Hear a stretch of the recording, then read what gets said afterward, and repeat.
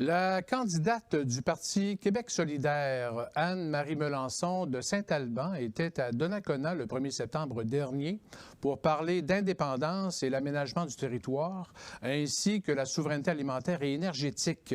Écoutons un extrait de ses propos. En gros, j'ai parlé des compétences fédérales qui, finalement, nous empêchent d'avoir un pouvoir sur le développement de notre territoire, sur la gestion de beaucoup d'aspects de notre société. Donc, entre autres, le fleuve, la gestion en agriculture, par exemple, les pesticides, c'est pas nous, c'est fédéral, qu'est-ce qui est accepté ou pas. On a beaucoup d'enjeux au niveau du fait qu'on est une province qui fait qu'on n'a pas beaucoup de liberté. Hein. Les traités internationaux aussi, les traités de libre-échange font en sorte que beaucoup de notre système agricole est dépendant de ce système-là. Ça nous empêche de lutter efficacement contre les changements climatiques et de mener une lutte environnementale aussi. Donc, c'est ces enjeux-là qu'on a abordés. Aussi, on a parlé de souveraineté alimentaire parce qu'on a beaucoup de fermes dans Port-Neuf. On a plus de 40% des fermes de la région de Québec. Donc, on a discuté comment on pourrait augmenter les productions pour que ce soit de plus en plus local. Anne-Marie Melançon, bonsoir. Madame Melançon, vous parliez justement d'indépendance par rapport au fédéral dans plusieurs dossiers, justement. Mais ça touche vraiment l'aménagement du territoire. Vous croyez vraiment que l'indépendance nous aiderait davantage à réaliser, en fait, ce qu'on souhaiterait réaliser? Ou Tout à fait. C'est sûr que l'indépendance du Québec nous donnerait tous les leviers économiques, politiques pour faire nos choix en matière d'environnement, en matière d'énergie, en matière de développement aussi. Par exemple, je vous donne un exemple, le transport des hydrocarbures, les pipelines et tout ça, c'est fédéral. On ne peut pas vraiment rien faire par rapport à ça. Il y a toutes sortes d'enjeux comme ça qui touchent notre territoire. Le modèle en agriculture, donc, qui est basé beaucoup sur l'exportation du porc et la culture de maïs et de soya pour nourrir. Donc, je vous rappelle qu'au Québec, c'est plus de 70% de nos terres qui sont dédiées à ça, donc qui ne servent pas à nourrir des gens. Donc, tous ces traités-là internationaux, évidemment, les traités de libre-échange, on n'a pas notre mot à dire là-dedans si on était indépendant. C'est nous qui pourrions les négocier. Ça ne veut pas dire qu'on ne serait pas dans le libre-échange, mais on pourrait négocier nos termes, notre façon de faire. Et voilà. Donc, au niveau de l'agriculture, je pense que ça aurait beaucoup d'impact. Sans aller dans l'indépendance, mais est-ce qu'on peut obtenir plus d'autonomie? Ce sont des visions. Évidemment, ça dépend toujours de si le fédéral accepte. Il y a des choses qu'on peut négocier, c'est certain. On a de l'autonomie dans certains domaines. En agriculture, on a une certaine autonomie. C'est une compétence partagée. Donc, au niveau de l'autonomie alimentaire, la souveraineté alimentaire, c'est sûr qu'on peut travailler au développement comme on fait dans Port-Neuf, des marchés publics, des circuits courts. On peut faire des efforts en ce sens-là. Mais ça a toujours une certaine limite dans le grand système canadien, si vous voulez.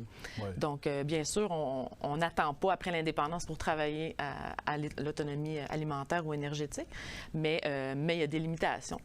Vous parliez tantôt, là, je pense qu'on parlait de biomasse. Là, donc, ça, c'est un exemple. Dans Port-Neuf, quelque chose qu'on pourrait développer beaucoup, la biomasse forestière. On en a. Il y a des possibilités vraiment grandes, mais encore une fois, il y a beaucoup d'enjeux, avec la foresterie, avec toutes sortes le système économique canadien, tout ça nous limite à certains niveaux. Ouais. Nous sommes le 15 septembre, en plein milieu de la campagne, en fait. Qu'est-ce que vous sentez sur le terrain? Est-ce que votre campagne va bien actuellement? Ben oui, ça va très bien. On a une super belle équipe. Nous, on veut rencontrer le plus de gens possible. Donc, on est très présents sur le terrain, justement.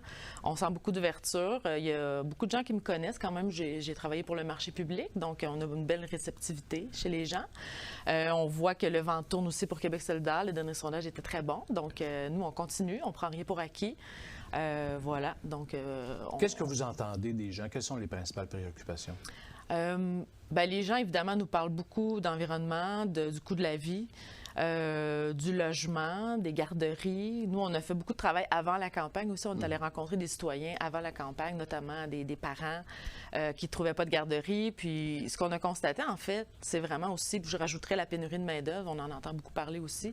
Tout ça est relié et on s'en rend vraiment compte. La pénurie de main-d'œuvre, par exemple, c'est vraiment relié à l'enjeu du logement, des garderies.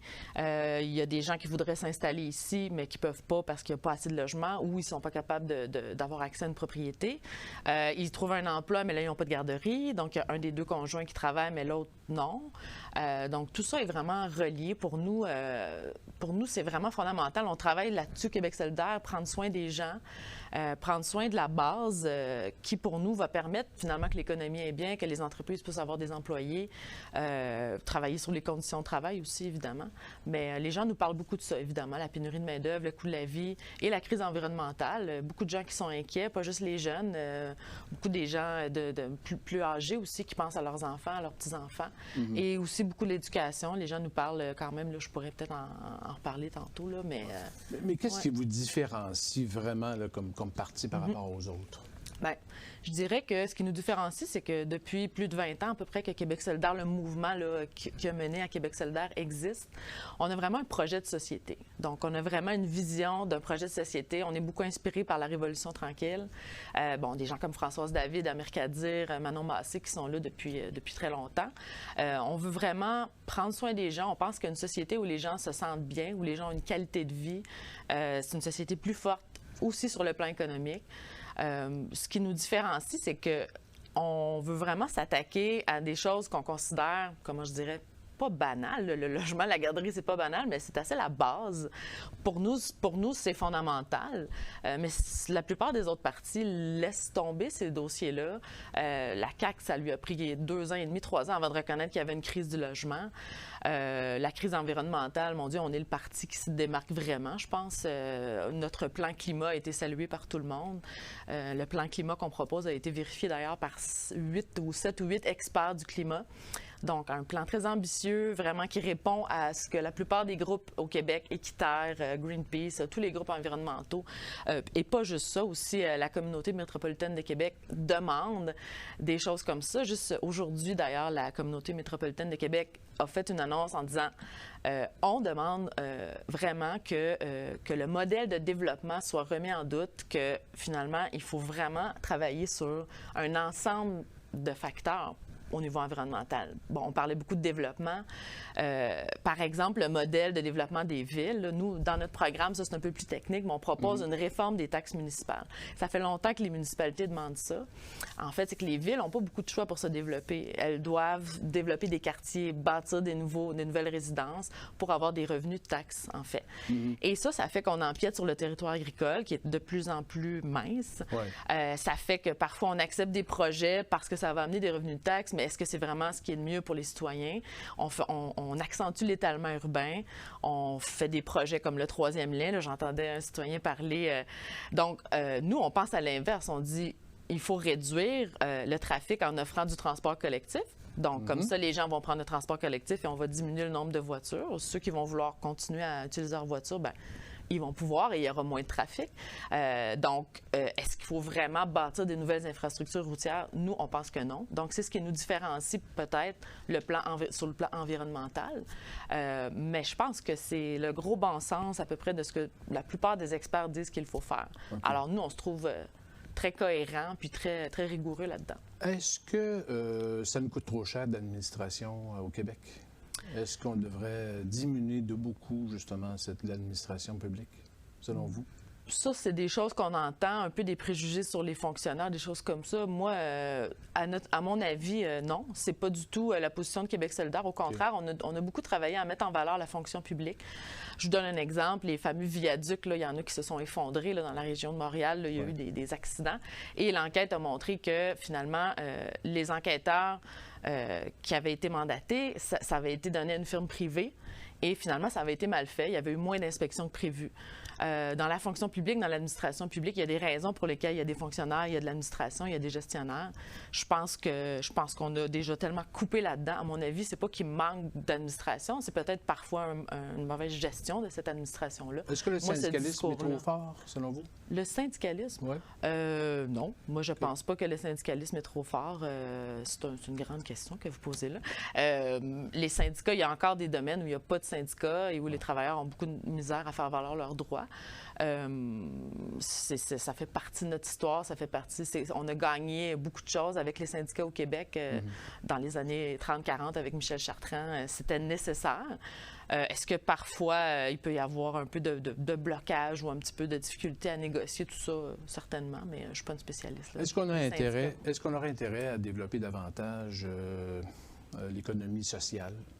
Tout à fait, c'est notre vision. L'OBNL, les organismes sans but lucratif, développer peut-être moins d'esclavage par rapport à l'argent, peut-être aussi permettre une meilleure autonomie des citoyens avec des jardins communautaires. Comment on voit justement cette économie de terrain-là? Parallèle, en fait, peut-être? Oui, votre question est multiple, en fait. Mais l'économie sociale, comme vous dites, elle est complémentaire à l'économie. Elle est importante et nous, on pense qu'elle est bonne pour l'économie en général aussi. Donc, on a tendance à avoir des préjugés sur l'économie sociale, comme si c'était plutôt du communautaire ou c'est quelque chose qui ne rapportait pas assez d'argent, mais c'est faux. Quand on passe aux petits CPE, des gens qui partent des micro-CPE, des petites entreprises, des petits services, ça fait partie de l'économie. Donc, c'est tout à fait viable. Et justement, on remarque que dans l'économie sociale, d'habitude, les gens restent plus longtemps dans leur emploi, se sentent mieux, je pense peut-être à CJSR aussi, là, se sentent bien accueillis, se sentent bien dans ces entreprises-là, se sentent moins comme un numéro peut-être. Donc, ça fait partie de l'économie. Et nous, c'est sûr que c'est tout un pas qu'on veut continuer à soutenir. Mais évidemment, il n'y a pas que ça. Là. Il y a une place pour l'entreprise privée dans la société, c'est évident. Oui. L'autonomie alimentaire, en fait, pour essayer d'enrayer le plus possible la pauvreté dans une région comme Port-Neuf, comment vous voyez ça, justement? Bien, je suis contente que vous demandiez parce qu'il y a tellement une belle initiative dans la région avec la table de sécurité alimentaire, en fait, et le Carrefour Jeunesse Emploi. Donc, il y a des jeunes là, qui cultivent un jardin et tout ça est amené dans le réseau. En fait, les légumes sont amenés dans le réseau de la sécurité alimentaire. La personne qui prend ça va aussi chercher des choses dans plusieurs fermes. Tout ça est distribué dans les frigos solidaires. Et qu'est-ce qui n'est pas pris par les gens est repris et cuisiné et transformé. Donc, il y a vraiment une belle circulation. Donc, je trouve ça vraiment beau de voir des projets de jardin qui servent à fournir la sécurité alimentaire en complémentarité avec les agriculteurs. C'est assez unique au Québec. Je pense qu'on est vraiment chanceux d'avoir ça. C'est un beau modèle. Est-ce qu'on devrait davantage, justement, favoriser ça? Oui, je trouve que c'est une très bonne idée, justement. Puis en plus, ce projet-là permet à des jeunes qui sont en réinsertion de découvrir l'agriculture, de découvrir ce métier-là, de travailler dehors. Donc oui, puis il y a un autre projet qui est relié à ça, qui est un projet de cuisine. Donc aussi, il y a des jeunes qui peuvent... S'il y a mieux le volet cuisine qu'agricole, ils peuvent développer ça. Donc, en même temps, ça peut ramener des gens sur le marché du travail, ça peut donner des vocations. Puis, oui, puis il y a aussi, dans ce projet-là, le projet de glanage, c'est qu'il amène des gens à aller dans les champs, aller ramasser après... Comme à votre entreprise, justement. Oui, c'est l'entreprise de mon conjoint, Terra Sativa. Parfois, les agriculteurs ne peuvent pas tout récolter. Il va rester quelques légumes qui ne seront pas commercialisés. Donc, il y a des gens à y chercher. Donc, ça, évidemment, c'est aussi de lutter contre le gaspillage. Donc, c'est extraordinaire. C'est de la solidarité sociale, lutter contre le gaspillage. Effectivement, c'est ce genre d'initiative. Si vous aviez un projet de loi, si vous êtes élu, si vous aviez un projet de loi à passer, dans quel secteur vous aimeriez traiter ce projet? Bien, il y aurait tellement de choix. Je trouve qu'à Québec solidaire, on a déjà déposé des beaux projets de loi dans les 4 dernières années qui n'ont pas tous été adoptés pour toutes sortes de raisons. Mais vous, personnellement? Oui, bien, le projet de loi sur l'accaparement des terres agricoles, je le trouve très intéressant. Ça a été déposé tout récemment. Dans le fond, pour vraiment protéger nos terres agricoles contre la spéculation et contre le fait que des gens de l'extérieur, par exemple, à l'étranger, achètent des terres, ne les cultivent pas et fassent juste les revendre. Donc ça, c'est problématique pour la relève, qui ne peut pas acheter ensuite. Et en plus, il y a des terres qui vont être laissées en friche, puis là, ben, ça n'a pas de sens. Là. On veut vraiment que les terres servent à l'agriculture. Je ne sais pas si ça se ferait par projet de loi, mais moi, je trouve qu'un projet de loi pour développer le transport en région, partout au Québec, ça serait vraiment important parce qu'on voit que ça a été donné un peu à l'industrie privée, puis finalement, on a perdu des services. Là, dans Port-Neuf, on a un beau réseau qui est assez limité. On sait que la corporation est vraiment motivée à faire plus, mais l'argent ne suit pas souvent, c'est ce qu'on s'est fait dire. Donc, pourquoi pas un projet de loi pour dire là, il faut que les régions puissent avoir des alternatives en transport et pas juste du vélo. Pas juste des autobus, ça prendrait des voitures en autopartage, peut-être des mobylettes en location, des vélos électriques en location, et un réseau de transport. On pourrait ajouter le ferroviaire, on pourrait vraiment intégrer. En ce moment, c'est un gros enjeu dans la région. Il y a beaucoup de jeunes, entre autres, dans les projets comme Carrefour Jeunesse Emploi. Ouais. C'est leur principal enjeu, le transport. Ouais, c'est même pas le logement, c'est même pas l'emploi, c'est le transport. Donc, pour moi, je trouve que ça serait, pour les personnes âgées aussi, là, il y a beaucoup d'enjeux à ce niveau-là. En terminant, vous allez faire une déclaration d'amour au fleuve à Grondines ce samedi 17 septembre. 17 septembre, en fait. Qu'est-ce que ça veut dire, ça? Bien, en fait, dans notre plateforme, excusez-moi, Québec solidaire, on a plusieurs choses autour du fleuve dans notre plateforme. On veut permettre l'accès au fleuve déjà. C'est quelque chose qui est important, notamment dans les villes. Là, à Québec, il y a eu des sorties là-dessus. Nous, on est quand même chanceux dans Port-Neuf. On a quelques accès au fleuve, mais c'est même, à certains endroits, c'est quand même limité. Mais c'est aussi pour la protection du fleuve. Donc, on fait une déclaration d'amour pour notre fleuve en disant qu'on veut le protéger contre tout ce qui pourrait endommager ses écosystèmes. Et voilà, donc on pense que ça touche plusieurs circonscriptions, ça touche notre histoire. On trouve ça intéressant aussi, tous les liens qu'il y a eu avec le comté de l'autre côté, le Binière, toute l'histoire de Port-Neuf, les ponts de glace et tout ça. Donc c'est vraiment un bijou, un joyau qu'on aime et qu'on veut protéger. Et vous allez faire ça justement, comment ça fonctionne en fait? Alors à 2h30, donc après le marché public, on invite les gens à venir au quai de Grondines. On va mettre quelques embarcations à l'eau, sans moteur, là, kayak, canot, planche à pagaie. Et on va faire une petite déclaration très, très chaleureuse. Il annonce beau. La marée va être parfaite. Il va faire peut-être un petit peu frais. Là, ça va être mai, annonce soleil. Donc, on invite les gens à venir au quai de Grondines. C'est la route Henri-Savard en fin de semaine aussi. Donc, il y aura peut-être des gens qui seront de passage. Vous serez avec nous mardi soir prochain pour le débat? Oui, certainement. J'ai très hâte. Alors, Anne-Marie Melançon, merci beaucoup de cet entretien et bonne fin de campagne. Merci. Merci. Bonne soirée.